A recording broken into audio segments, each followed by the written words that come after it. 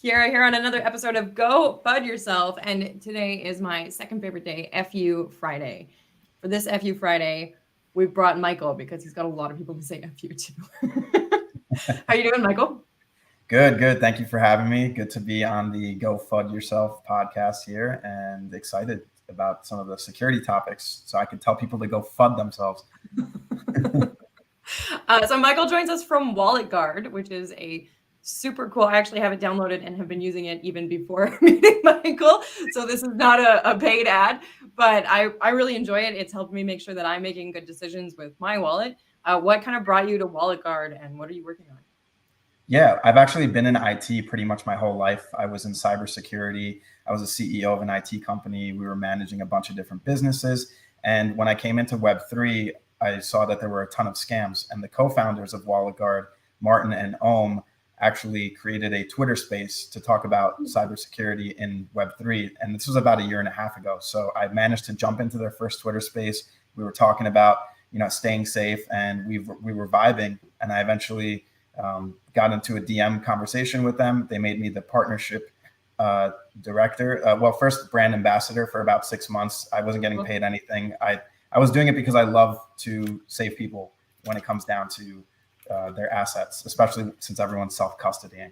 And then eventually they gave me a full-time position as partnership director. And I was able to transition from that Web2 cybersecurity into Web3. So it's been really amazing building with the team for the past year and a half. It's a cool journey. So what does Wallet Guard do? Yeah, Wallet Guard is actually a couple of different things. So we provide security education, and we also provide tooling.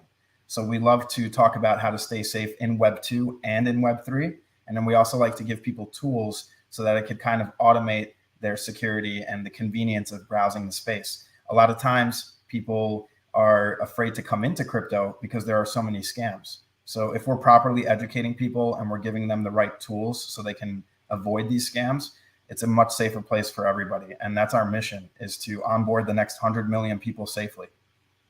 That's amazing. So you are exactly the right guy to bring on for an FU Friday about scams. Is what I just heard. And today we're going to talk about scams, but they're really tabloidy. And so this is one thing that it's a little bit less technical for you, Michael. We'll have you on again when we have some more technical scams. But a lot of this is just kind of like phishing. It's a lot of just asking and falling for it. So right. We have a $10 million scam. We have a $59 million scam. And then we also have some really like brutal violence in Canada related to crypto scams. So this is something that's interesting too, is we often think about the tech world as being really removed from the real world. And I'd like to get your perspective on that a little bit. And then if we have time, we're also going to talk about Ben McKenzie. Does that sound good to you? That sounds great.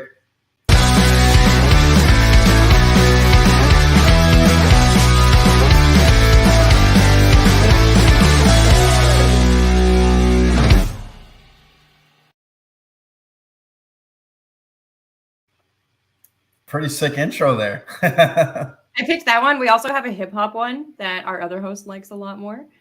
So we trade back and forth depending on who's hosting. That's cool. That's really cool. Yeah, they're super fun. Okay, so this very first one that I'm going to kick us off with, we don't have to get too far into the scam itself, but basically a father-son duo scammed many people out of $10 million.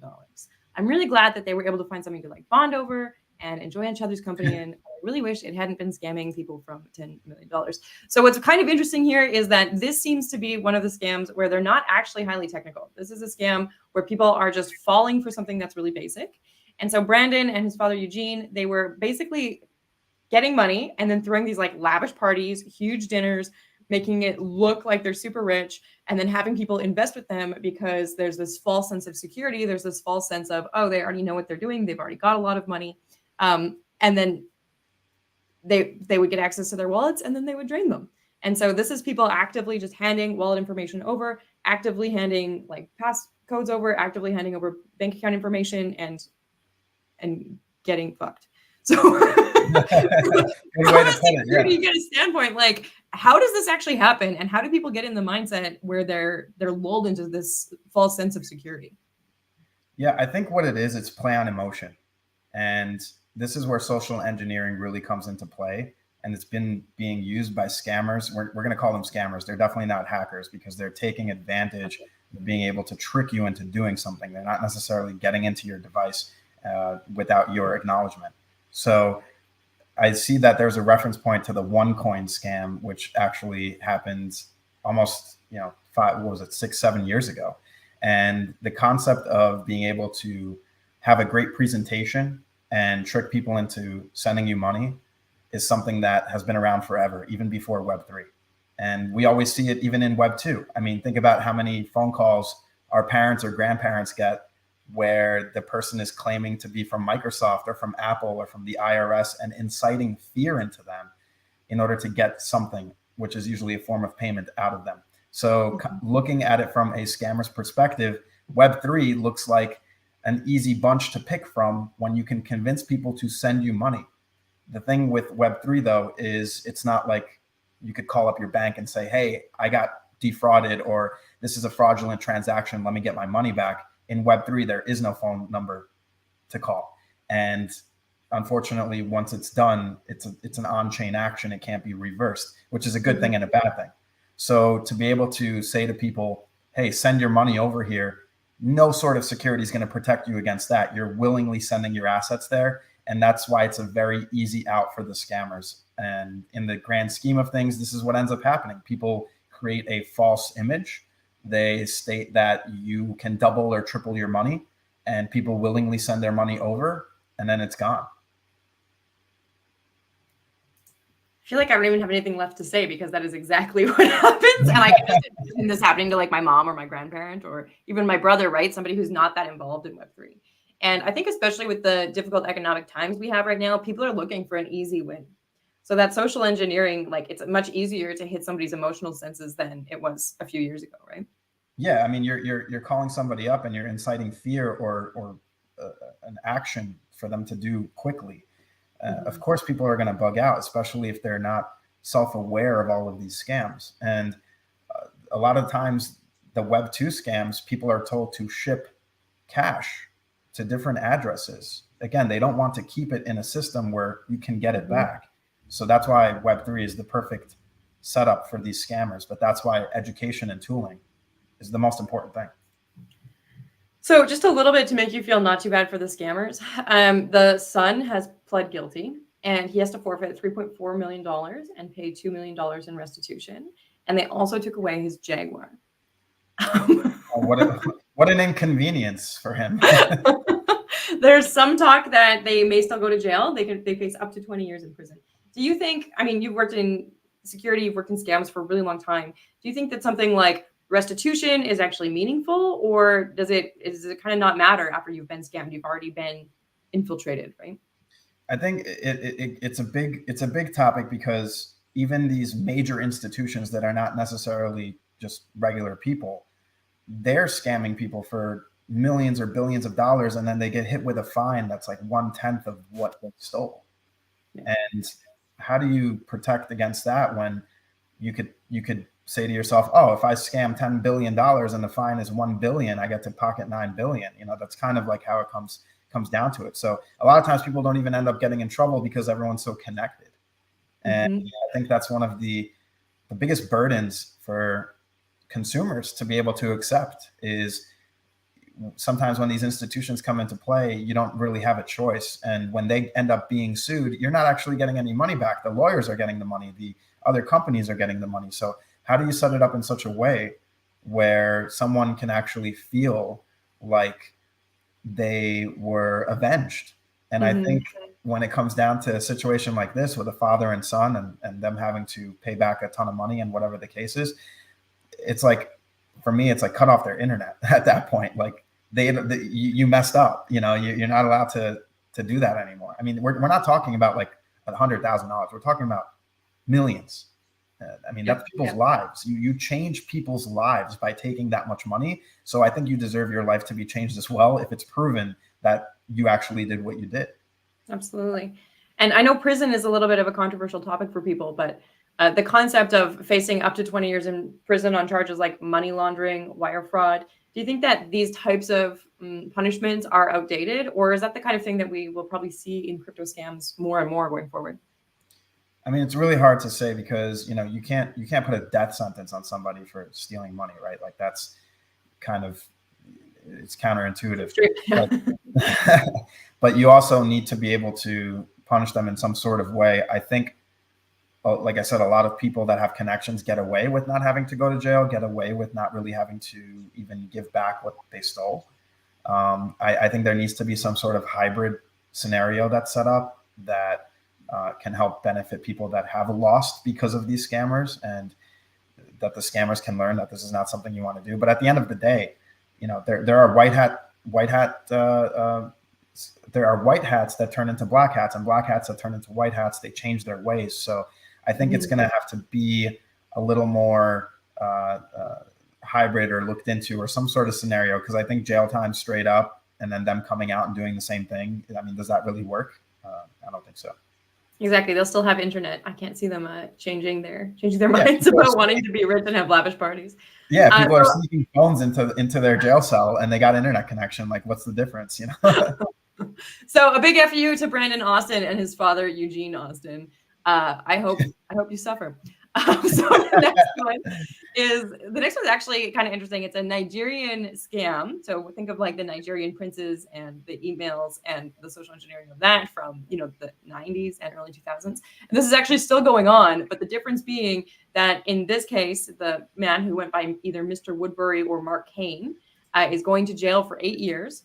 The big difference between Nigerian Prince and what is going on here is that they would get the money, and then via money mules, they would transition it into crypto, specifically Bitcoin, sometimes other funds, but primarily Bitcoin. And they thought that this would somehow protect them from being tracked.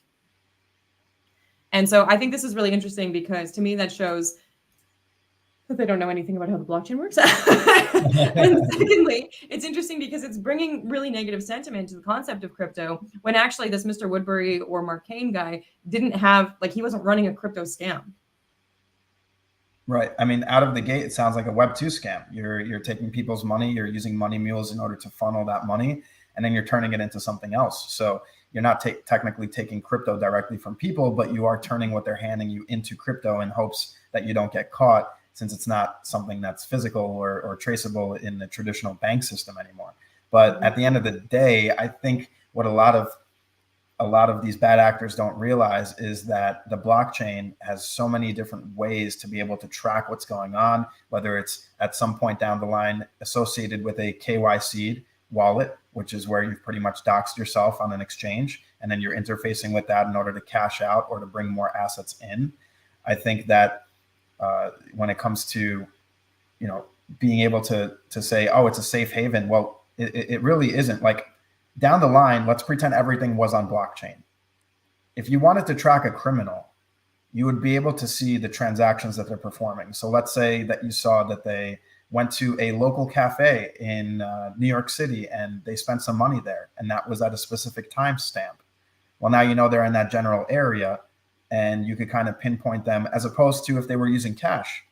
With cash, it would completely be untraceable unless you get camera footage and you kind of line all the numbers up and stuff like that. So it's really interesting to see how they think that they are safe by using blockchain technology, but sometimes it's counterintuitive, because it's traceable, it's public, it's completely anonymous, but it's public. And that's where there's a caveat, because once you self-identify or you say, hey, this is my wallet address, well, now everyone knows what you're doing at all times. This is actually something we spoke about on the show maybe 3 months ago. There were some big news that came out about the black market and how crypto is contributing to the fentanyl crisis. And of course, our opinion as people who are involved in crypto is that, well, no, the fentanyl crisis is going to exist and people are going to find a way to pay for it, right? They're going to use fiat, they're going to barter, they're going to sell their bodies, they're going to do something for it. Crypto is just another means to that. So really, dissuading crypto isn't going to help the fentanyl crisis. And I feel like that's kind of the same here. Dissuading crypto isn't going to help scams. This is a scam older than I am, and it continues to go on, right? Right. And a lot of times it's like, hey, if we get rid of it, then it stops. Well, that's not the case with anything, honestly. Like, if people want something, they're going to do anything to get it. It's not a matter of crypto being the issue. The issue still exists with or without crypto. And it's kind of to the scenario where people have a fear of the unknown. And a lot of times the biggest hurdle to adoption into crypto is the fact that there are so many scams.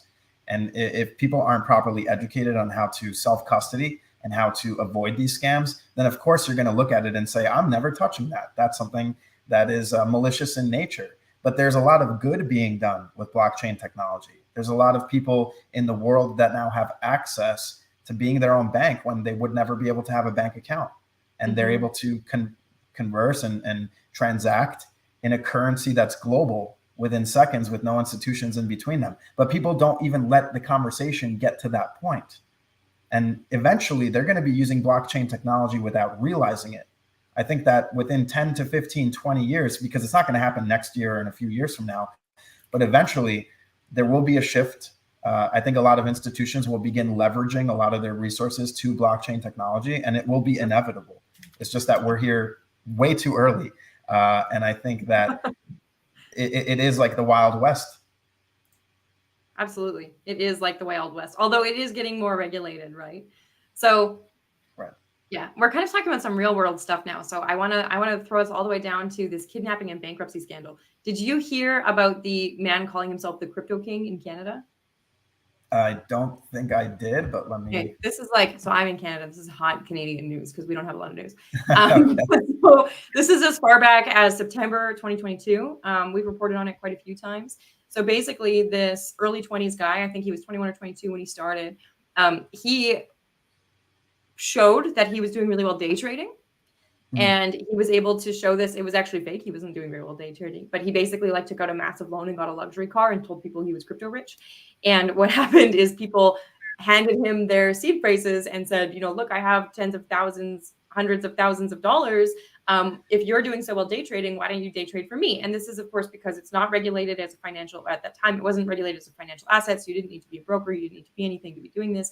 And he spent it. Like, just long story short, he claims he didn't spend it and that he lost it. But this was over $35 million with 140 investors.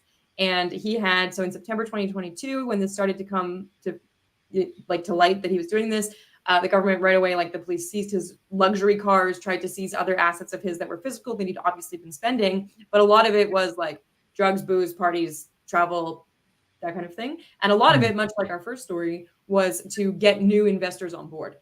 So this is happening. There's not a lot that they can do because now we have regulation in Canada, but we didn't have it then. So like, how far back are we allowed to do that? And how does it look? So what ended up happening is about 2 months ago now is he got kidnapped. And people didn't believe that he got kidnapped. People thought that he was just faking it so that he, like, maybe he could get a ransom for himself. Right. And he posted photos of himself with like a black eye and stuff. And people were like, well, whatever. I mean, we already don't believe him, right? Boy who cried wolf a couple times too many, right? So anyways, what's now happened is he was in fact kidnapped. And one of the investors that he scammed kidnapped him. Well, a few of them kidnapped him. And each of them, he'd lost nearly $1 million each. So somewhere in the $700,000 to the $1 million range per person. I believe it was 3 different people who kidnapped him. And they beat him up. And I don't really know what they were planning to do with that. But it's a big scandal because one of the people who did this was also on the investigation for his outcomes. Wow. So this is like the most dramatic soap opera thing that you can find in crypto Canada right now. That is quite a story. I was going to say, I suspect that some of the investors were the ones that kidnapped him at that point. Yeah. So, losing millions. Look, if you hand someone millions of dollars and they say it's gone, are you just going to be like, okay, no, you're like, that sucks. Golly gee. Like, no, obviously not. So they believe that he spent over almost $16 million on vacations, private jet rentals, luxury vehicles, that kind of thing. When he had the vehicles taken away, he had 3 McLarens, 2 Lambos, and 3 Audis. But again, the big thing is that no one can actually track and say that he was investing. So because of the blockchain, nobody's been able to tie a wallet back to him to show that he was doing anything other than spending it. So he probably tornadoed some of it and like maybe he was doing something with it. Maybe that's how he was spending it. But it is interesting that we kind of have these false heroes. And again, that's social engineering, right? We put our trust into these people and then we're shocked when they pull the wool over our eyes. But what I really wanted to get into here is how real life this is. So for a lot of people, crypto seems like this abstract thing. It seems like this way that you might get rich. It seems like this way that you might make new connections and participate and have a sense of belonging and participate in the Wild West and the new industrial revolution. But in reality, like, because it is so unregulated and because people are so emotional about it, it has these real world implications. Like you can lose your job, you can go to jail, you can get beat the shit out of, apparently. Yeah, kidnap. Brutal. it, But it I was just kind of thinking about, like, are there, when we think about this real world kind of space, yes, most of this was done digitally. People happily gave over their seed phrases. That's what that looked like. But should we be worried about our like physical well-being in terms of security with crypto? Like, do you walk around without a cell phone because you're worried people might SIM swap you? What does that kind of look like? Yeah, so physical security is definitely something that is a topic that's not talked about. So if you're bringing, let's say, your phone with you everywhere, and you happen to have your MetaMask or whatever wallet on your actual device, I've seen people without lock screens on their devices. And when I ask them, hey, you should really put something on here, well, it's fine. I don't have anything important on it. You're going to start thinking about all the important things you had on it once it's stolen. And I think that's really what it comes down to, is this preemptive maintenance sort of thing. When I was in the IT company, we would always recommend that people, for example, get backups. And it literally takes 30 seconds to set up a backup, and it's automatic moving forward. And they would say, yeah, I'll set it up. And then later on, they'd come in and they'd say, my laptop, I spilled water on it, or I was at the airport and I left it there, or it got stolen. All my files are gone. And now I'll set the backup up. Well, hello, like that's something that could have been avoided, right? And it's the same thing with what's happening with people's crypto assets. It's people don't think they're going to get compromised. They don't think they're going to be part of a rug pull or a malicious signature or whatever the case is until it happens to them. And then they're now concerned about the safety aspect. That's why it's important to talk about this stuff and say, hey, if you are physically going somewhere, you want to turn the radios on your phone off, like the Wi-Fi, the Bluetooth, the near field communication, the airdropping. These are all things that could potentially be exploited. Also, when it comes down to it, I've seen people talk about what you're wearing. So if you're wearing a merchandise, if you're wearing your ledger around your neck, you're wearing a bunch of chains, or let's say you have a very expensive asset that you're trying to show off on a shirt, these are all topics for concern, considering people might look at you and say, wow, I've seen that before. That's worth a lot of money, but they don't understand that a digital asset isn't something that you have direct access to just by stealing a phone. You'd have to go through a couple of different steps and have their password and stuff like that. But again, people are not educated on this. So in order to protect yourself, the less variables you have, the more things that you're keeping less public, for the better. People become targets because they go out there and say, oh, I got this insane house, check this out. And then they say they're going on vacation to Bali, and then they go to Bali. People know they're not at their house. Now their house gets ransacked. Like, people don't think until it actually happens. So really be careful about the information you're putting out there digitally and physically in the real world. It's interesting you say that. I don't know what's going on in Canada right now, but another really violent thing happened, which is a series of home invasions where people were posing as delivery people or authority figures like cops, etc. And they were actually entering people's homes and then violently restraining them. And then they were stealing things like their ledgers, their seed phrases, etc., because they understood the complexities of accessing a wallet. And these people were high profile investors who had stated that they had a lot of money in crypto. And then, of course, with blockchain, you can probably track them down and see how much money they actually have and if they're a worthwhile target, right? Right. I mean, a lot of people put that information out publicly, and their Twitter accounts, their social network accounts, they're constantly putting it out there. I mean, you're kind of making yourself a target. You're kind of putting a bullseye on your back and saying, this is what I own, and this is where I'm from, and this is what I do. Like, these are all things that should be taken into deep consideration. And for me, it's like, if I find a piece of paper with 12 or 24 words on it, what do you think I'm going to do? What do you think I'm going to think that it is? So we also have to take it from that point. How do we set ourselves up to be as secure as possible when now we're relying on ourselves to be the institution? We're not relying on a bank to hold it for us. We're relying on ourselves. So to be able to give little tips, for example, what we like to talk about is how to keep your seed phrase safe. Don't write it all on a single piece of paper. Maybe leave 1 or 2 words out, or split it up into 2 pieces, or memorize 1 or 2 of the words. So this way, if that piece of paper was found, you still wouldn't have been giving away all your eggs in one basket. And then now you don't have to think about that anymore. These are things that really bring it full circle back to the importance of education and really showing people, hey, there is a way to be safe and secure and enjoy being in crypto and the space as a whole. I have one question before I let you go. So we often talk about onboarding new people into the crypto space and how we need to set them up with a ledger and set them up with the best practices. But what is the biggest mistake that you see security-wise for people who have been in the crypto space for a longer period of time? I think what it is that people don't take into concern their Web 2 security before coming into Web 3. So they don't even, most people don't even know their own passwords. They don't know the concept of two-factor authentication or what SIM swapping is and how easy it is without the proper protections.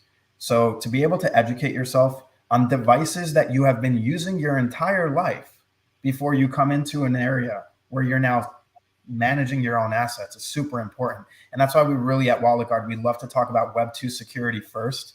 So we teach people how to properly manage your passwords, how to set up two-factor authentication, how to make sure you back up these codes so you don't lock yourself out of your own accounts. And then we can comfortably onboard them into Web 3 so they feel like they actually have a grasp as to what they're interfacing with on a day-to-day basis. Otherwise, I'm very afraid for the masses to come into a space where you can lose everything so quickly, where you can, you don't even remember your own passwords. How could you figure out how to manage or store your seed phrase properly? So I think that's my biggest concern and my biggest advice is focusing on getting your security together first.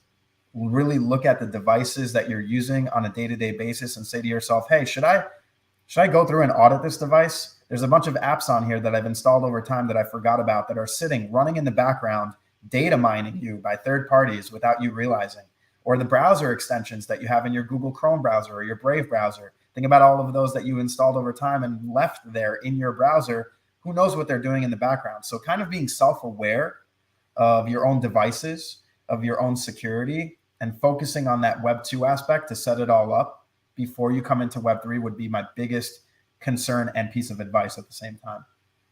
Amazing. Thank you so much. You're a blast to have on, even though it's a little bit of a dreadful topic. I'm sorry we had to talk about violence in jail, but next time I'll make it poppier. We'll talk about little bunnies during springtime or something. But if people want to find you, if people want to find WalletGuard, if they want to get onboarded to the program, or if they want to look at your education, where should we look? Where can we find you?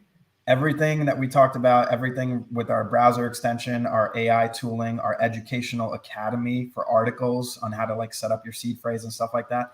Everything is available on our website, walletguard.app. We're open source. We're free. We're not a token. We're not an NFT. We're not a wallet. We don't even ask you to connect your wallet to us or sign anything. We are providing these security layers without directly interfacing with any of your assets, any of your wallets. So if you do check us out, also see that we're open source. Our repo is available on GitHub. We ask people to DYOR on us before they even use the product. And that's why we're so happy to have onboarded over 20,000 active users at this point into WalletGuard, into the browser extension, and to be partnered with companies like Consensus, IOSG, and Ethereal, which were part of our first seed round, and with our official partnerships with MetaMask and Chainalysis. So WalletGuard, again, is not a wallet. It works with your wallet of choice to provide a security layer. And we're super happy to also announce that by the end of Q3 of this year, WalletGuard will be a security snap inside of MetaMask itself. So if MetaMask is your wallet of choice, you won't have to have WalletGuard as a separate extension. So there's a lot of different wallets that we're working with out there. I can't necessarily name some of them because we're still in the works in the background. But being able to provide these security layers, doing it for no cost at all. I mean, we're not monetized yet. But when we see tweets out there or messages or posts that say, hey, WalletGuard stopped me from entering this scam, or I thought this was a free mint and WalletGuard told me that it really wasn't, it was about to drain my wallet, that's worth millions of dollars to us. That's why we do this. It's not about the monetary. It's about onboarding the next 100 million people and more safely into Web3 so we can all enjoy using this technology instead of being in an echo chamber where there's no new money coming in, no new people, and everyone's just trying to grift and scam each other. That's not how this is going to work. So thank you so much again for giving us the stage to talk about this. And I would love to come on to another podcast in the future. This has been great. Awesome. Before we go, do you still run the Twitter space that you originally found WalletGuard in? Yeah, we're actually do that every single week. Now it's Wednesdays at 5 p.m. Eastern, and we're on our 44th recorded episode. All of that content's also free. So you got nothing to lose. Follow us on Twitter, wallet_guard. We got about 35,000 organic followers there just by providing security information and education to people. So would love for people to follow, turn your notifications on, and jump into one of our Twitter spaces. Amazing. Thank you so much, Michael. Happy Friday, and go FUD yourself. Go FUD yourself.